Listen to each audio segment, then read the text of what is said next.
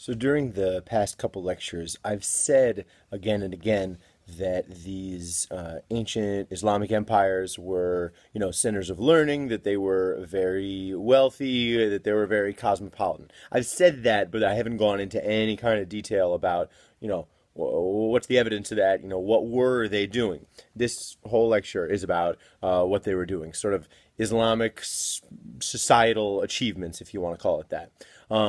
First thing I want to talk about, the preservation of knowledge that you see up there. So, Arab scholars were very interested in the works of, among many others, Plato and Aristotle.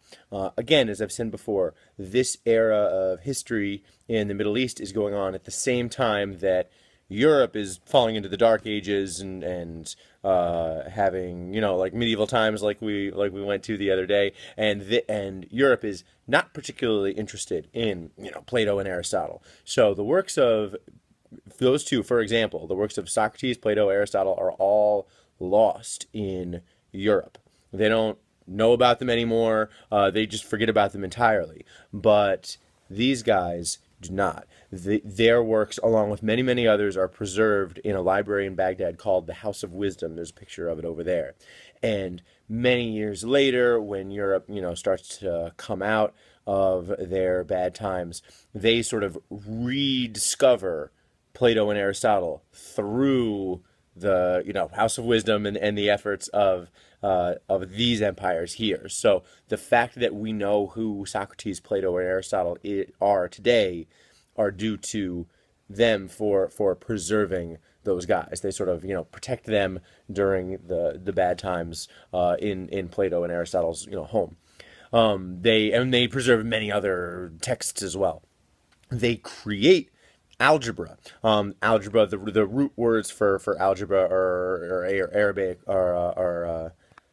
are Arabic words. The algebra is a whole wing of math created by them, and they don't invent the number system that often is called the Arabic number system today. They sort of actually borrow it from India, but they are the ones that pass it along to Europe. So again, you guys are not familiar with Roman numerals. Roman numerals might have been what was used before, and this number system, this number system that we use, is better. It's less clunky. It's more efficient, and that.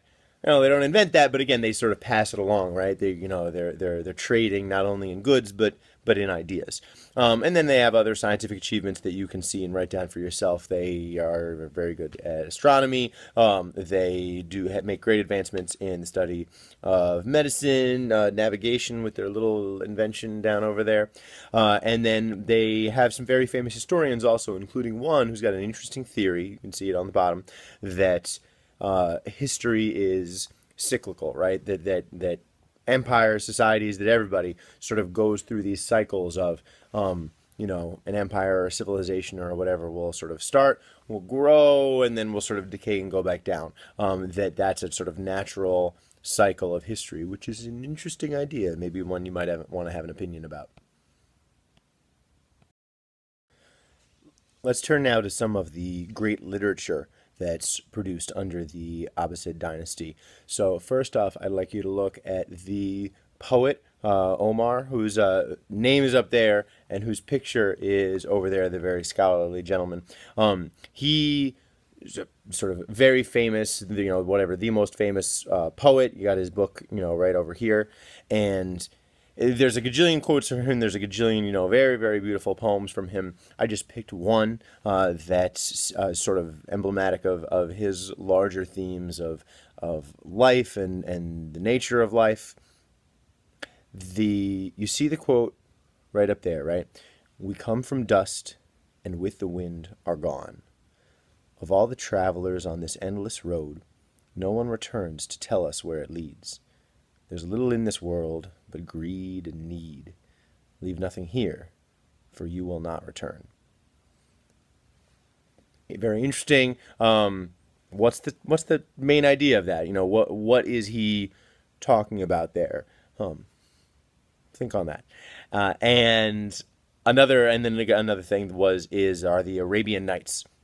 You're probably most familiar with the story of Aladdin. Sort of flying carpets, right? Genies and lamps, all these sort of stories and legends. They can be found in the Arabian Nights, which is this book that contains sort of many tales, adventures and romances and sort of stuff like that. And these came out of this time. So again, the sort of Aladdin like motif of the skyline in the background and the your sultan and the just all of that, right? That sort of fanciful, romantic sort of idea comes from this time. Uh, it's a caricature of the Abbasid dynasty, but it gives you sort of a flavor of what it was like, and again, sort of at least the stories, the kind of stories that they were telling. And I would argue, you can agree or disagree with it, that understanding the literature of a people, understanding what kind of books they like, what kind of stories they like to tell, is one important way that you can understand people. Put another way, if you understand the kind of stories someone's into, you probably know some important things about them.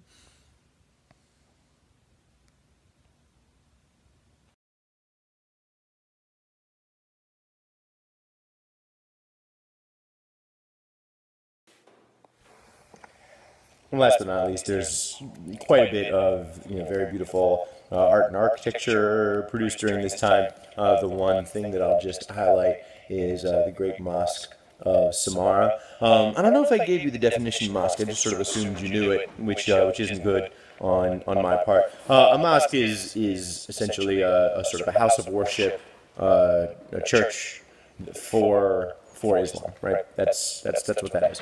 This right here is the largest one ever built in present-day Iraq. You can see sort of the information about it over there. The minaret is the tower that the crier goes up into, calling the faithful to prayer. Remember, one of the pillars was that you're supposed to pray 5 times a day, and there'd be a person up in the top of that, and in the top of any mosques, letting everyone know that now is the time to do that. Now is one of the 5 times a day to do that. All right, we're done.